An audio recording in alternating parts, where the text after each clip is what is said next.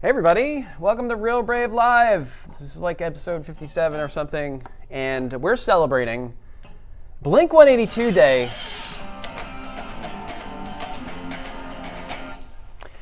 Which I thought was held in July, but it's June 30th because it's the 182nd day of the year. I get it. And somebody smart put that together. Sure. We're also going to talk about the genre that they're in, the Blink-182s.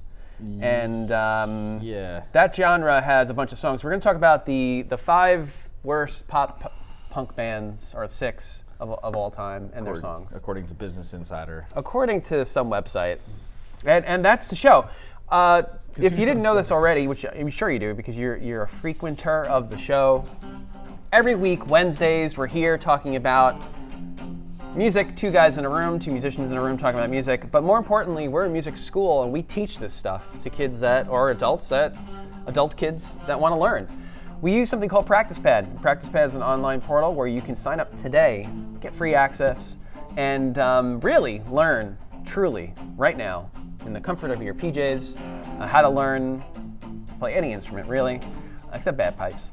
But you'd also take lessons in one of our 3 locations.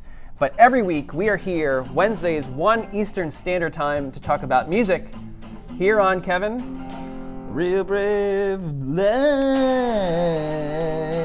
You're supposed to say like, my parents suck. Boom. And my parents suck. Yeah. All right. Good. They don't. Hi, Mom. I love you. Yeah. So you like Blink-182? Yeah. So I grew up on Blink-182, specifically the album Enema of the State. A play on the words, of course. Yeah, it should be Enema of the Slate. No, it's supposed to be Enemy of the State. Yeah, that's with Will Smith and yeah, but Lawrence. it's a general kind of, if you're an enemy of the state, some would consider, Joe Biden or Donald Trump enemy of the state. Depends on which side of the aisle you're getting your enema. Which we are not taking a side on. We are not. That's why I said both. Right. I really don't care. Sure.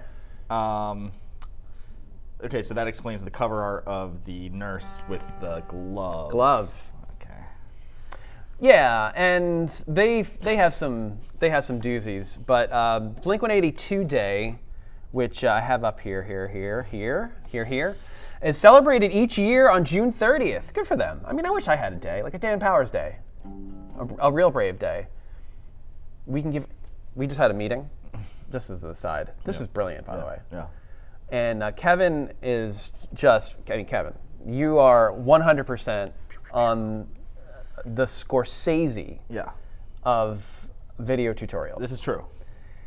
The Spielberg of how to do something anywhere using a video. Yeah. You've been, we have to figure out a way to do this, but I think you're going to get the first Bravey.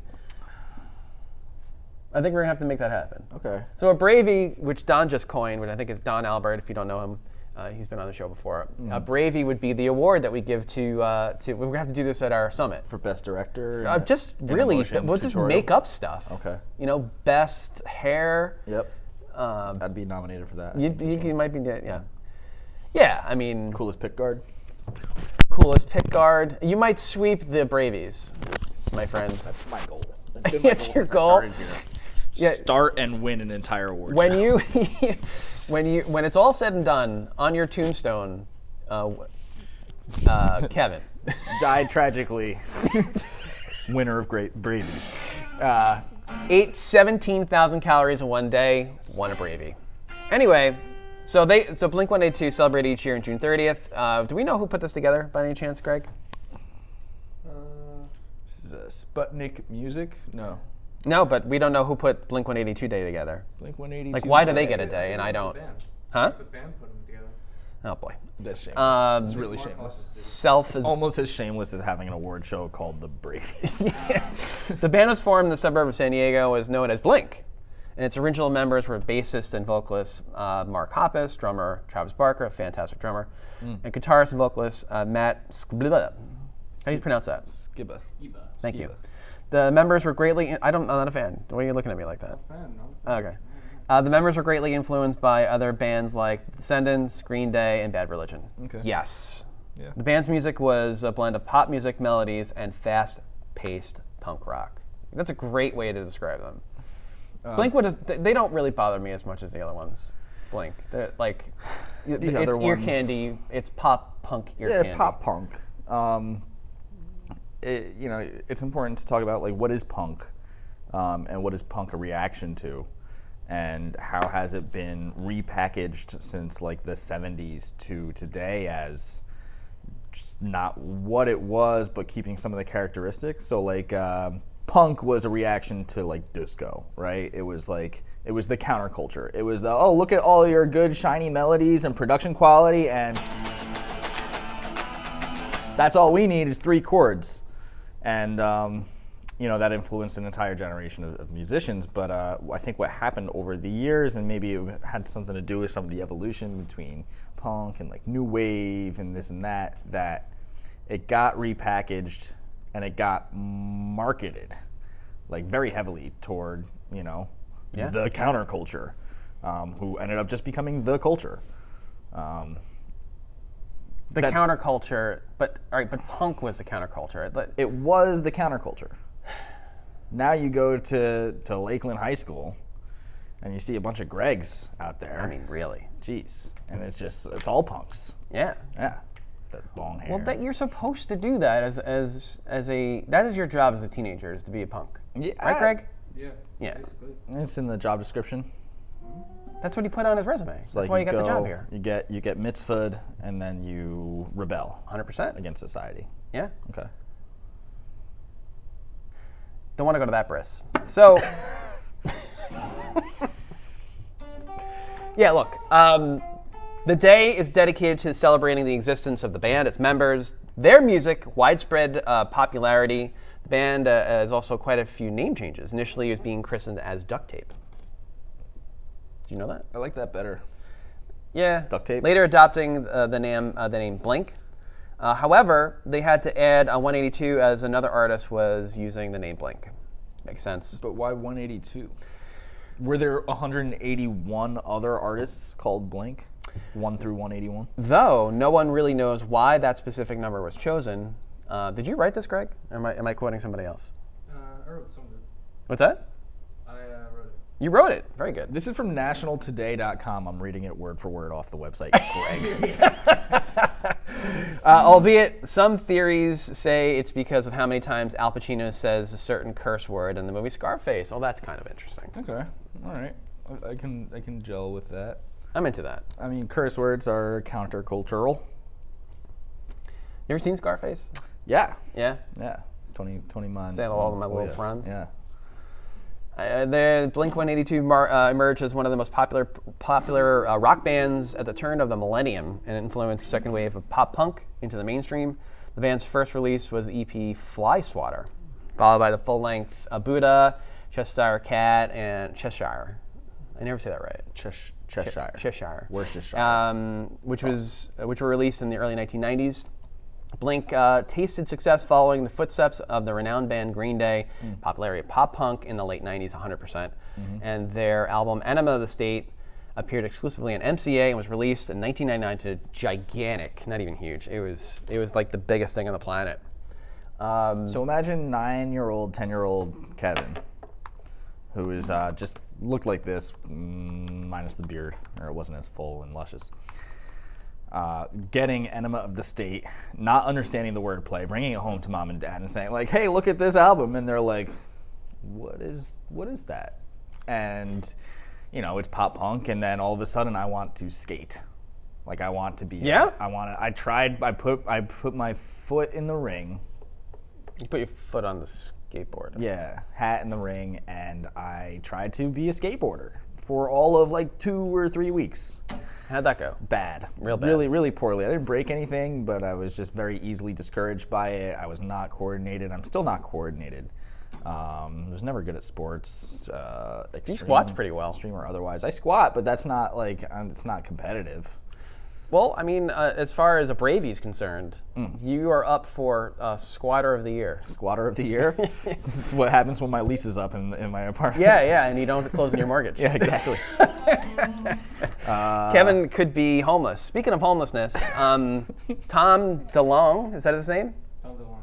DeLonge, thank you, is an avid, somewhat borderline crazy UFOer. UFOer? Yeah, he's really into the UFO aluminum hats thing. Okay. I think the aluminum hats? Yeah. The tinfoil hats? Tinfoil hats. I feel like that's different. Like, you wear a tinfoil hat so the government can't read your mind. He's in the forefront of this whole thing, and he's gotten a lot of poop for it. I'm sure. Yeah, like it's the conspiracy theory area. I think almost, like it's, I went to high school with somebody who would eventually go on to become a professional ghost hunter. Okay. May I go in a different direction there? Did you see No. the preview, the trailer for the new Ghostbusters? There's another new Ghostbusters? Yes. There's been like 4 different Ghostbusters movies in the last 10 Yeah. years. No. There's been one. One and two. It was awful. So there's been 2 and then the one with So the first 2 Ghostbusters are, well, the first one's a classic. Second one, it depends what you think. I like that one. The new one, Marshmallow Man. which with the ladies, I'm just gonna say I'm not a fan of it. I thought it was terrible. I haven't seen it. I do like that comedian though. Yes, Forget her name. yes, I know what you're talking about. She's really funny. The new one though it looks fantastic. It's actually like a takeoff of the original. I did see that preview. Yeah, Or it it's looks so good. Like, it's a well done, the nostalgia economy that we're in. Yeah, and he's like it looks so well done. discovering the car in like a garage. Yeah, it was Egon's old house that he moved out, and like obviously the director, what's his face, but he passed away. But they find the car, the kids, and this whole thing, and and then you could see the original kind of like characters come back. It looks really good. Tom DeLonge is probably a big fan of that. Yeah, because he's Ghost Hunter. He's a real life ghost hunter. He's a UFOer. UFO, sure. Yeah. To bring it back to Blink 182. Probably like Close Encounters of the Third See how I did that? Yeah. I'm becoming a pro here. Yep. Pro something. There's a lot of history of the Blink. Pro UFO. I'm not pro UFO. UFO. UFO? No. You're anti UFO. We got a couple of people watching. We've got Kevin Howes, Elaine Howes, Amber, Hey, the houses. and Bill Nugent. Hi Amber. guys. Hey, Bill. Somebody wave hi. Do something. So anyway, they've been around for a long time. So in '94, Blink 182 released their first full-length album, The Cheshire Cat, on Grilled Cheese Records. Okay. So you've been a fan of them since you were little. Since Enema of the State, I think, is when I Yeah, got on because board. like before that, here's my thing with Blink. I think without Green Day, they are nothing. And without yeah, I mean, because like Green Day's success pivoted, this whole thing where you could sing about really anything. Like, here's a typical. I'm gonna save that. We get to the 6 worst songs all the time. Yeah, that's it. Do it again. That's a typical Blink 182 song. And not that there's anything wrong with that. Actually, that's Pachelbel's Canon.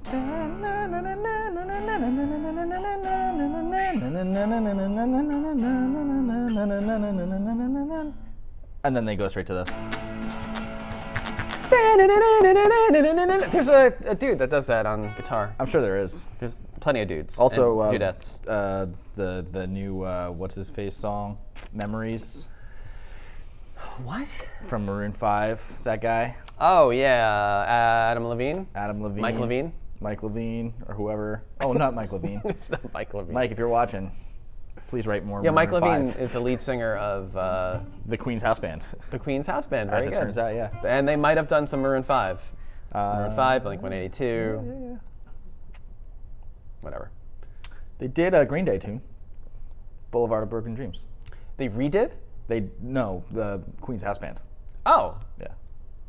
how was that? It was good. It was great. It was a lot of fun to be put at the concert. They did that. The thing with this type of music, it is very accessible. Yeah. I mean, you just need to know what, really? Power chords? Yeah, power chords pretty much.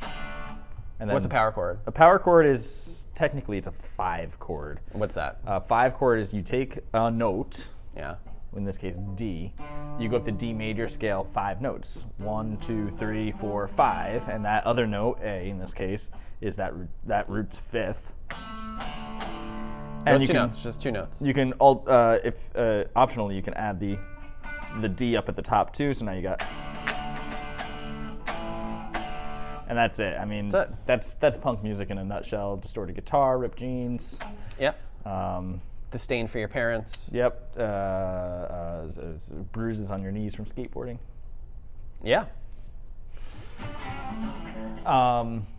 There's also, with a lot of songs, and there's 3 Blink-182 songs that immediately came to mind. This sort of songwriting technique, which I think was taken on by a lot of pop punk bands, is this idea of a very short, catchy melody that the first note changes based on where the chord is. So let's take, I think that song is called This Is Growing Up. I think This Is Growing Up.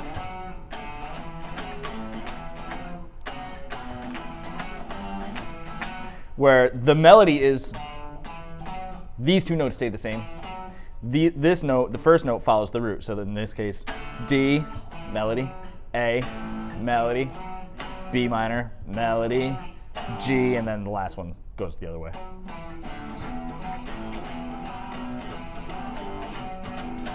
Also,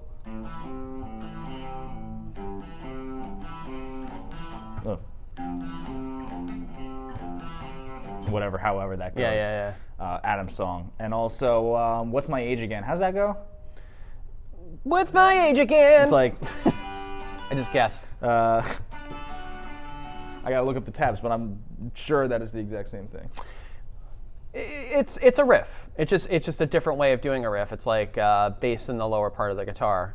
Yeah, and again, it's repetitive, it's quick, it's catchy. What's my age? And it gives me age calculator. Again, tab. Kevin House says, sure, skateboarding. We'll go with that. Yeah, you know, not good at it. I was better at rollerblading, but that wasn't cool. Rollerblade. I can see you as an avid roller. Can you come to work in rollerblades? That'd be pretty cool. Probably can do that, right? If you let me, yeah, sure. Yeah, I think you should do it. Can I wear shorts? Yeah. Like rollerblader shorts? As long as you're and I can film it coming into.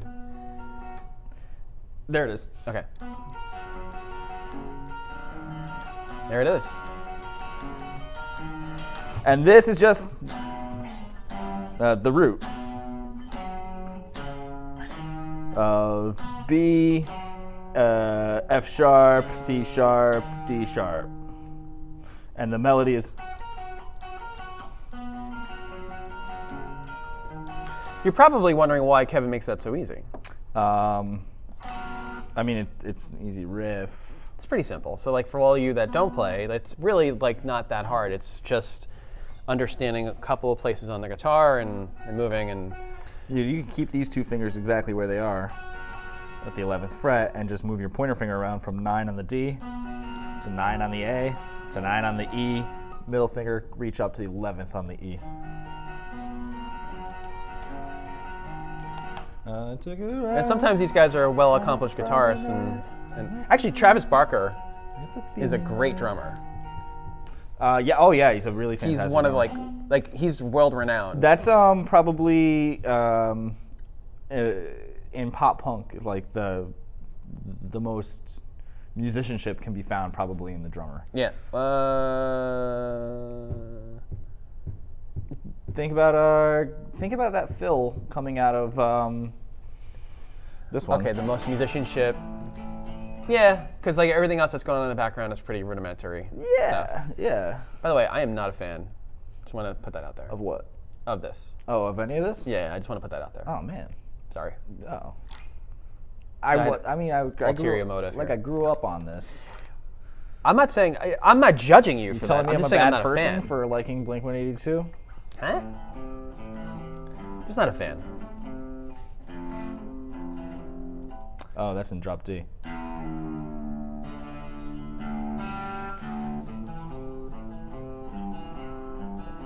Not a fan. It's very whiny. It's fun to play though, I would assume. Kevin's he's finding his youth again. I'm just not a fan. Actually, very, very recent, this past week, I've been on a musical nostalgia trip. Just listening to albums that I know that I had when I was younger. Cracked Rear View by Hootie and the Blowfish, Three Doors Down, whatever album that was. This band called Delamitri, which is fantastic. Delamitri. They have a song that I love. Roll to Me? No. Because that's like the one song that I Tell Her. If I had to pick a top 100, that's somewhere in the top 100. That's definitely in on the that top 50, maybe in the top 25. That whole album is incredible. Yeah, that's look it up. Delamitri, Tell Her. It's a wonderful love song. It's heartbreaking. I like stuff like that. And then you're probably like, well, I don't like stuff like that, Dan. Well, tough noogies. Yeah, why are you watching? Stop watching. The band. No, wait, we need your. Yeah, need actually your stay. please. There's a bunch of people watching. Yeah. The band has a bunch of albums, but in 2015, DeLonge and even the three of them, Barker and Didn't Hoppus, they add a fourth guy? said they're going to call it quits. What? Didn't they add a fourth guy in like the 2010s? Greg? No, I don't think so. I mean, after like the launch left, like Skiba joined. I know that, but I don't think they added a fourth guy. Did they get rid of the UFO guy? Is that why? Oh, he went crazy. He leave. He went on an indefinite hiatus from the band. All right, so To pursue, yeah. presumably UFOs. Yeah, and his other band, Angels, with their Angels and Airways. Yeah, that was like the spin-off. That Angels and Airwaves? Yeah. Like Alter Bridge's answer to Creed. That's hard. Don't bring up that. I have to put that on my nostalgia list because I had that Human Clay album. Not proud of that.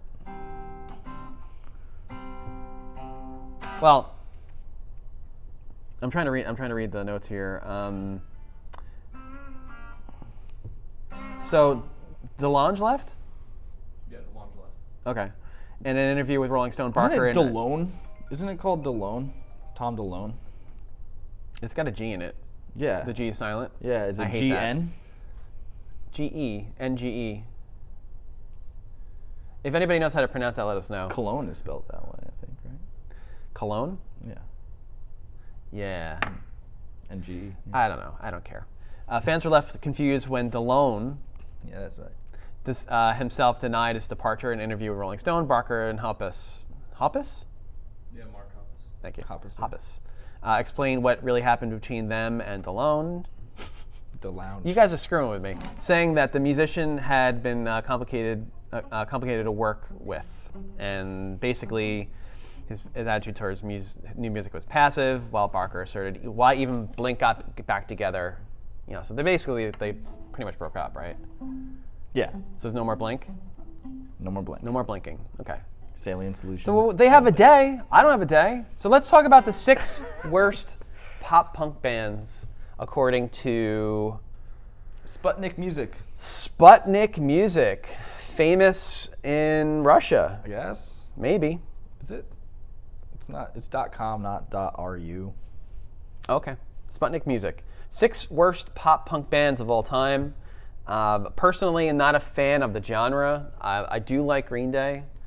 Bad Religion like the pre-90s can't go wrong. It's the birth of that genre. G.G. Allen. That's the guy who threw poop at That's the guy that threw poop at people. Yes, very good. Do yourself a favor. If you're over the age of 18, look up G.G. Allen. Don't. Holy cow. If it's what you just described, then It's awful. It's really awful. But he was part of that whole Lower East Side punk subculture. Anyway, so the 90s, it kind of glorified that, and Green Day did a great job of being kind of this pop punk band. And then later in the 90s, these other bands came out, and kids that were born in the late 80s, early 90s, really gravitated towards it. So number 6, Sum 41, with the album Does This Look Infected? Every time I heard Sum 41 in the 90s, this is during the phase of my life where I was a little bit holier than thou when it came to music and other people. I'm much better now. Much better. Is it? Much better. No, seriously. Okay. This like made my insides, my intestines, like crawl out of my belly button. Never a fan of Sum 41. So I was like 10, 11, and I was digging it at the time. I don't remember. Sum 41? I don't remember any of how it goes, but if I just quietly hear some of it, maybe it'll jog some memory.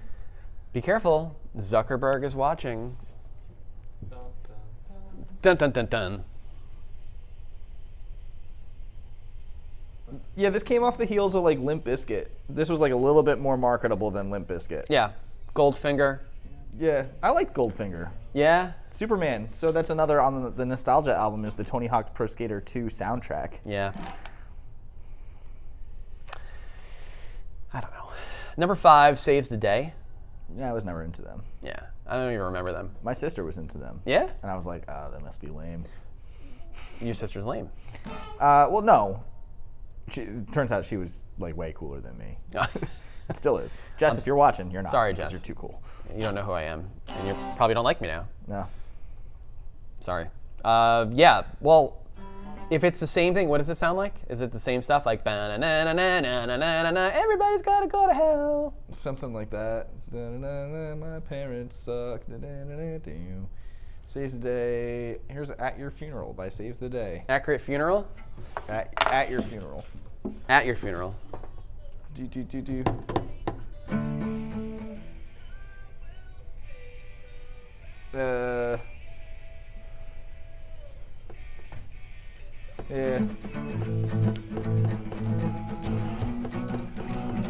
Yeah. All right, so my take on all this stuff is like, you ate my peanut butter sandwich, and then you went upstairs. Everybody thinks you should go to hell. Go to hell. For eating my peanut butter sandwich, go to hell. Right, Yeah, that's it. that's it. That's the whole genre. Yeah. For the record, peanut butter is delicious, and if you were to eat my peanut butter sandwich, I'd be very upset.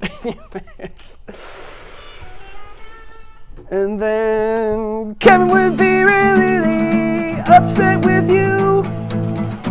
He'd want you to go to hell. You should go to hell. Go to hell. That's another characteristic of it is that tight thirds harmony in the vocals. So you were saying, go to hell, and I was going, go to hell. And that. It's fun to play though. It's fun. Yeah, Like I just made, like somebody was probably like, oh, that's a really good song. Which Sum 41 song is that? It's go to hell. Eat my peanut butter in parentheses. When we did the carnival, we were just doing covers, the instructor band here, and we did Basket Case, and it was a blast. It's so much fun to play. Basket Case is a good song. But like that like type of energy and that type of tempo and style, like it's just like hard to not get into. Like jumping around on stage is a lot of fun. I get the appeal. I got the appeal when I was 10, but I still get it. Which leads us to number 4, Bowling for Soup. So Bowling for Soup, the only song I know from them is the redo of the Michael Jackson song. You're thinking of Alien Ant Farm. Oh, that's Alien Ant Farm? Yeah. Oh, I suck. Smooth Criminal? That's not Bowling for Soup? No. That's Alien Ant Farm. Bowling for Soup did the Phineas and Ferb theme song. Did they really? Yeah. 1985. In 1985? They went back in time They and have did a that? song called 1985.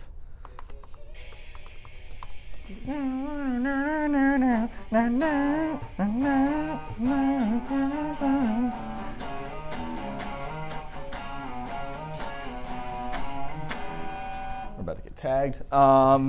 Yeah. But that's another one of those. Getting Old There's sucks. the melody. That Getting Old sucks? Yeah, that's another song by them. Getting Old sucks. But does it have like the same formula? I don't know, but they got to be in their like 40s now. Who am I to say this is good or bad music? Or bad music, I should say. Or good music, for that matter. It's a it's an anomaly in time. Yeah. Getting old sucks. I mean, that's not a incorrect statement. My knees aren't what they used to be. I'm watching the video.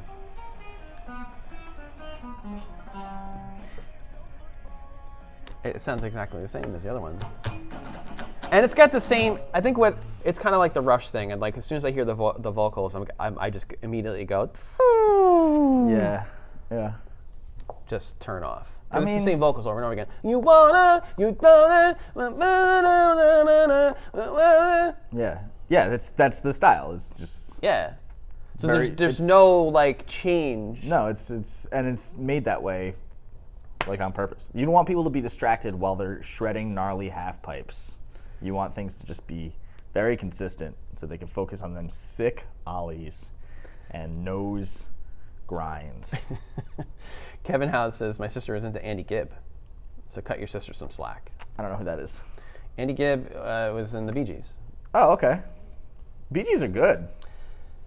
Depends on who you talk to. Man, some punk fan watching this is just gonna think we're just so lame. They're trashing on Sum 41 and then turn around and say the Bee Gees are good. They're good songwriters. Now, it depends on whether or not you think that the music is relevant. Yeah, I'm not a big fan of that much male falsetto. Yeah, they're known for their. Didn't we do a disco thing? Yeah. Yeah, so they're known for their disco, but they're also known for their songwriting in other ways. Right. So the Gibb brothers, Boo Boo Gibb and BB Gibb, Oh. Billy Gibb, Andy Gibb, Andy Gibb. Stevie Gibb. Don't give a damn. They're known for their songwriting. I don't see how you can be known for your songwriting for this stuff. There's two, like we talk about every single week. We've got one section of the listener that just wants to get something from the music, whether it's like a beat, whether it's the lyrics, right? I don't know what speaks to them in this place. Maybe they think it's punk, and it actually is like revolutionary. There's got to be something in the lyrics which I haven't listened to at all. Well, getting old sucks, right? Yeah. I can relate to that, but I mean, I don't relate to it in the. But you'd in the prefer to music. hear it in like a getting old sucks a lot. I mean, I wish I had. If you listen to this music and you know for sure why this music is great, please comment below because I would like to know. Have you ever gone to the Garden State Plaza Mall with your friends on a Saturday? I didn't grow up here. I went to the Queens Mall on a Saturday. All right, your mom and dad dropped you off, and they said, like, be ready by 10. That's Sure. when we're picking you up. Yeah.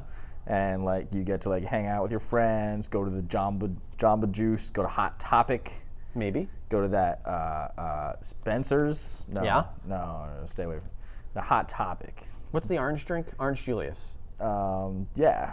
You go to the Orange Julius. No, I've never. Auntie Annie's Pretzels, though. Yeah. What's the Cinnabon? Oh. Is that airports? No, It's that's in malls. Yeah. It's just filled with chemicals. It's a wonderful, Cinnamon chemicals. wonderful time. Cinechemicals. What's your point?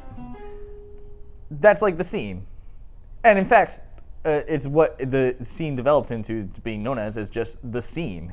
For example, the D in D-Day stands for day. Did you know that? It's like, this is the day. This is the D. Day-Day? D-Day is coming. Yeah. Day is called? Day. Yeah. Like when people say ATM machine, they're saying automatic transfer machine. Pop punk became scene, became Good Charlotte, and became Avril Lavigne, and became, that like really whiny, like it went from like counterculture to just whining about your parents. Whenever someone plays a song by Bowling for Soup, I get chills. Did you write this? Who said that? It's from the website. Is it really? Yeah.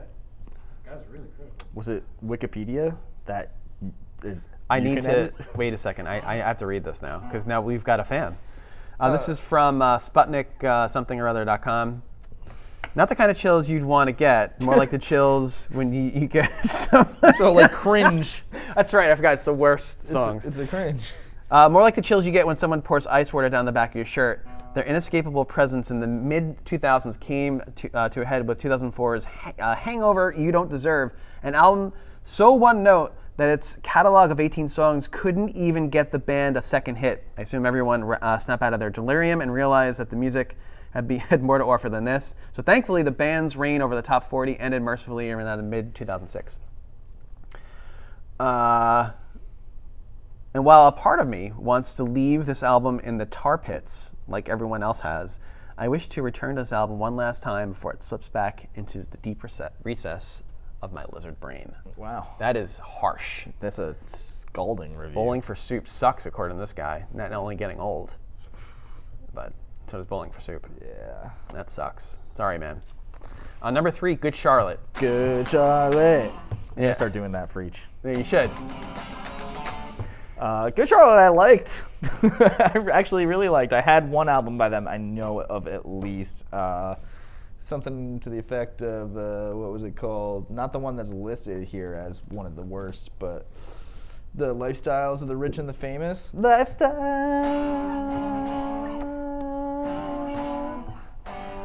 Life. While Kevin figures that out, the Presidents of the United States of America. Of the rich and the famous. Something like that. The best mid-90s had to offer. Kevin Howes, that was his offering. The President of the United States. Presidents of the United Presidents States. of the United States, is that Peaches? No, I'm forgetting. Plenty of peaches. Yeah. Peaches in the. Or is that? Am I thinking of? I'm forgetting. It's Yeah, too much whatever. music. No, I think you got the right band. I think you got it right. President of the United States of America. Yeah. Lump. Lump. Peaches.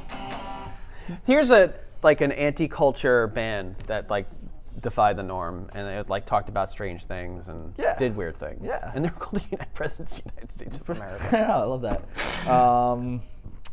They're Millions of peaches for me. My introduction to them was actually a Weird Al album, where they had not Lump but Gump, and it was about Forrest Gump.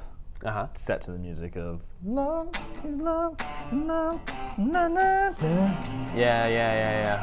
Gotta love Weird Al. We should do a whole show on Weird Al. If you don't know who he is, Weird Al Yankovic. He was very famous in the 80s and early 90s for doing parodies of songs. And Still is. Still is. Yeah, still making music. Still looks exactly the same. Yeah. I want to be like that. What? He never ages. He never ages. Yeah. He's a vampire. Yeah.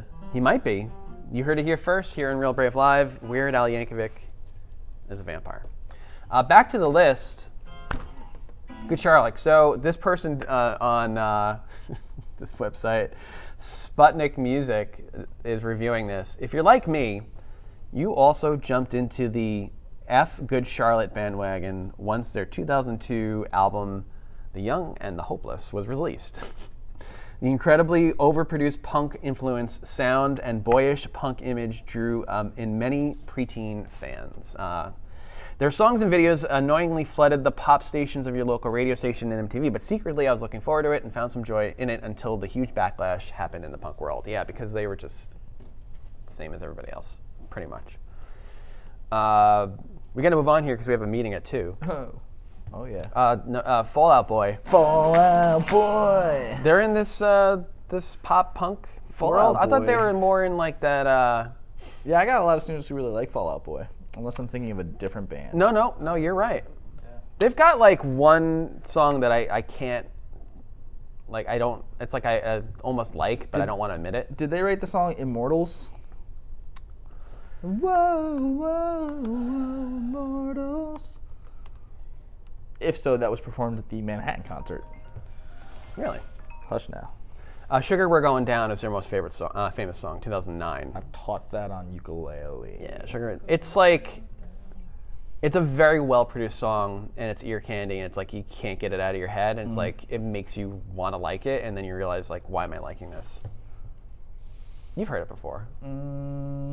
It's got that very similar kind of vibe, but it's not the same as Good Charlotte. It's almost like halftime. It's more well written. it's there's a little more bit elements to it than like 3 chords. Just looking up the discography, see if anything else. Yeah, I haven't listened to this in a long time. I just want to listen to it really quick. But I don't know why that they're the most hated, because they're so famous. Why would, I mean, like, I could see, because these other bands have fallen off the charts. Yeah. Right? Yeah.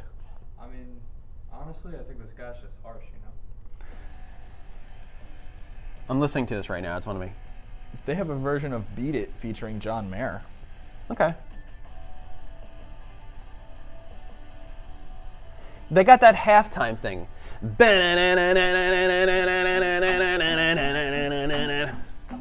Yeah. Whereas the other stuff is.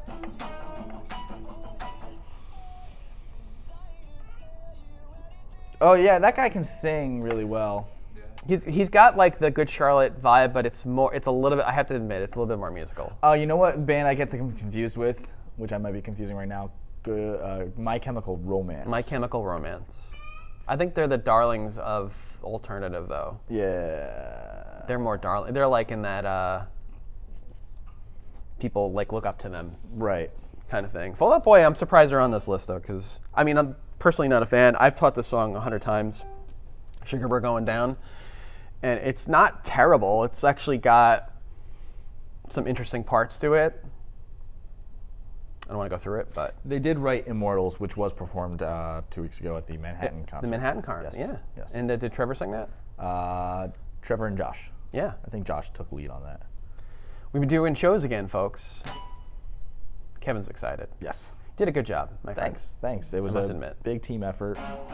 And so was the next one. In December. Big things happening here. One of them is the fact that we're going to be doing shows quite frequently. And assuming that the mask mandate that is unfortunately coming back doesn't ruin our plans. Dang. You heard it here first on Real Brave Live. Oh, me too. Yeah. I heard it here first. When? Who said it? So, schools, definitely. Okay. CDC reversed. They were like, you gotta take your mask off if you're vaccinated. And now they're reversing it and saying, if you're vaccinated, you should wear a mask indoors. Okay.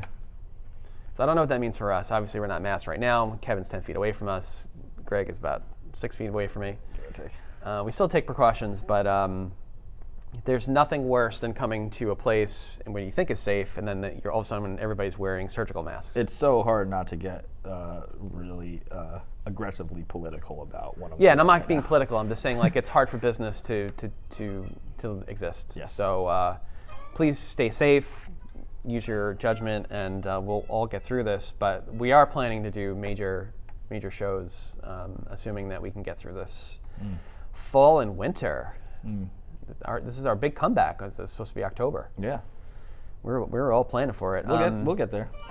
All right. So yeah, Fall Out Boy number 2, and this guy hates Fall Out Boy for various amounts of reasons. What else can I say? But number 1, this guy according to this guy on SputnikMusic.com, the 6 worst pop punk bands of all time, including songs by them. Simple Plan comes in at number 1 as being god awful. That's another band that rings a bell. That I might have been into. Pop punk is kind of like a great white shark, he says. Not that it's an impossible killing machine, but that over the course of its existence, it hasn't evolved much. This guy's great. But also like the Great White, pop punk hasn't really had to, as both have been finely tuned to thrive in their respective environments. Unlike the Great White Sharks, this is great. I mean, he's making a profound, analogy, I guess. Unlike the Great White Sharks, however, pop punk consciously refuses to evolve. Yeah, I agree with that. It's consciously refuses to evolve. Consciously, yeah. Because sharks haven't evolved for millions of years. I get it. Yeah. Good. I like it. It's good. This has resulted in sad garage sale of a genre, a place you poke around in and maybe pick something up, shrug, and ask the seller how much. After you lowball him and you're walking back to your car, you see a Simon Says game on the table and chuckle as you walk away reminiscing. And next to the Simon Says, that old baseball mitt every garage sale has. Very well done. I mean, it's, any reviewer of music will have his snarky retorts to music, because that's what you tend to this is who I was in the 90s. I would look at these bands and go like, oh my God, like whatever. But it just fits into this little tiny hole in the musical time scale. Yeah. Everybody's got there's people like me who listen to hair metal. And you would look at that and go, that's god awful. Yeah. So this fits into the hair metal model. I remember, coming out of the pop punk years of my life, I remember turning 12, 13, really discovering classic rock and Led Zeppelin and getting really into bands like that and realizing what had happened. It was at that point where I was like, oh, they killed rock and roll. Not to say that there isn't a soft spot in my heart for those bands, because I did rock out to them. I did jam out to Yellow Card. That's another pop. Oh, there it is. There's another one. I went to a Yellow Card concert. That was fun and exciting. God help us. There's a violin player who did flips on the stage. Really? Anyway, Good for him. Yeah, no. But I'll always have that bit of nostalgia.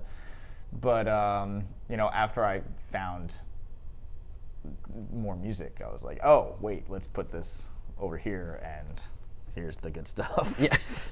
Kind of thing. Michael Arthur. Oh, I know Michael Arthur. Yeah. Back in the day, Simple Plan was everything.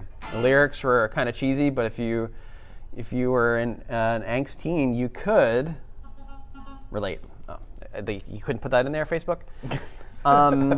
Looking at it nowadays, super cringy, and pop punk was a crucial part of my childhood growing up and shaping my musical taste. Look, it's very musical. It's got the 1, 4, 5, 6 chords. Everything you would want. There it is. Thank you, Kevin. Everything you want in a song. And Michael Arthur went to the Warped Tour. Nice. We've got to wrap this up because we have a meeting. Back to our business mode. This is fun mode. Back to business mode. And we got to get back. We've had a lot of fun with this. I mean, Yeah. This is a good one. Yeah. I learned something about you and how you like terrible music. Well, you knew that.